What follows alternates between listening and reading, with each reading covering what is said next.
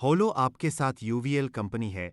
मेरा नाम सरगेई है और आज हम वेंटिलेशन कीटाणुनाशक पराबैंगनी वर्गों के बारे में बात करेंगे। वे कहाँ उपयोग किए जाते हैं, वे क्या हैं, वे मूल रूप से क्या उपयोगी हैं। पराबैंगनी के प्रभाव के बारे में मैं ज़्यादा बात नहीं करूंगा, यह आमतौर पर ज्ञात है। बेशक आप में से प्रत्येक शायद अस्पतालों में रहा है और दीवारों पर लटके हुए लैंप को देखा है। कभी कभी वे आपको कमरे छोड़ने के लिए कहते हैं, इस दीपक को चालू करते हैं, नीले चमकते हैं और यह सभी हवा और सभी सतहों को कीटाणुरहित करता है। और कई चिकित्सा कार्यालयों में भी रीसर्क्युलेटर लटके हुए हैं। यह एक प्रकार का बॉक्स है जिसके अंदर दीपक चमक रहा है। एक प्रशंसक काम करता है, इस दीपक के साथ हवा चलाता है और तदनुसार यह कीटाणुरहित है, जिसके कारण कमरे के अंदर एक अनुकूल सूक्ष्मजीव विज्ञानी वातावरण बना रहता है। वेंटिलेशन अनुभाग सिद्धांत रूप में वे क्यों दिखाई दिए? तथ्य यह है कि हमारी सभ्यता के विकास के साथ इंजीनियरिंग सिस्टम दृढ़ता से विकसित हो रहे हैं और अब केंद्रीय वेंटिलेशन, एयर कंडीशनिंग या एयर हीटिंग सिस्टम के बिना आधुनिक इमारत की कल्पना करना पहले से ही मुश्किल है। यही है, सभी इमारतें पहले से ही वेंटिलेशन सिस्टम से सुसज्जित हैं। वे कैसे काम करते हैं? अनिवार्य रूप से प्रत्येक कमरे से हवा ली जाती है। यह वेंटिलेशन नलिकाओं के माध्यम से जाता है। आगे इसे या तो गर्म या ठंडा किया जाता है। यह आंशिक रूप से बाहर और भाग से ऑक्सीजन के साथ समृद्ध ताजी हवा के साथ मिश्रित होता है। क्रमशः पुरानी हवा को बाहर फेंक दिया जाता है और फिर सभी कमरों से हवा का यह मिश्रण और नई हवा सभी कमरों में वापस फैल जाती है। सभी कमरों से बैक्टीरिया मिश्रित होते हैं और फिर से सभी कमरों में फैल जाते हैं। यह अनिवार्य रूप से सभी बैक्टीरिया, बीजाणुओं और हवा में हो सकने वाली किसी भी चीज के तीव्र प्रसार के साथ पुनरावृत्ति है।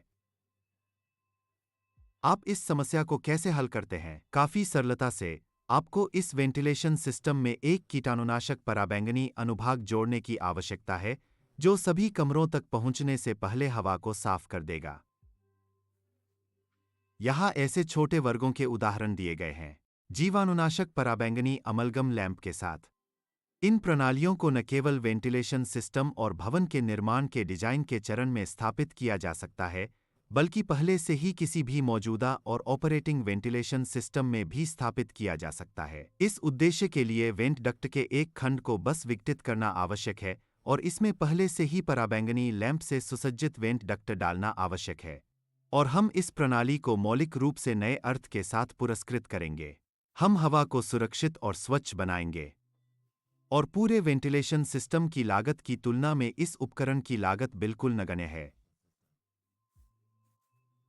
लेकिन साथ ही हम इसकी मुख्य समस्याओं को हल करते हैं और इसे एक नए, अत्यंत महत्वपूर्ण अर्थ के साथ पुरस्कृत करते हैं। हम हवा को सुरक्षित और स्वच्छ बनाते हैं। इससे कहाँ फर्क पड़ सकता है? हाँ, वास्तव में वेंटिलेशन सिस्टम वाली किसी भी इमारत में जहां लोग या खाद्य पदार्थ जो कवक, बीजाणुओं और विभिन्न सांचों के प्रति संवेदनशील होते हैं, रहते हैं।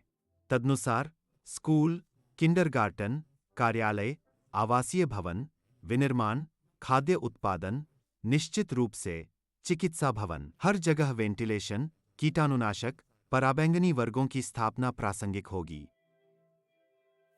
जैसा कि मैंने कहा, मौजूदा वेंट सिस्टम और डिजाइन दोनों में। मुझे आशा है कि यह वीडियो आपके लिए उपयोगी था। आपको यह समझने में मदद मिली कि आपको इस उपकरण की आवश्यकता क्यों है। और हमारी अगली श्रृंखला में हम बात करेंगे कि इन इकाइयों को कैसे डिजाइन किया गया है, उन्हें कहाँ रखा गया है, वे कैसे ठीक से चुने गए हैं। यह EWL है। हम उनके आधार पर पराबैंगनी लैंप और कीटाणुशोधन उपकरण का निर्माण करते हैं। धन्यवाद।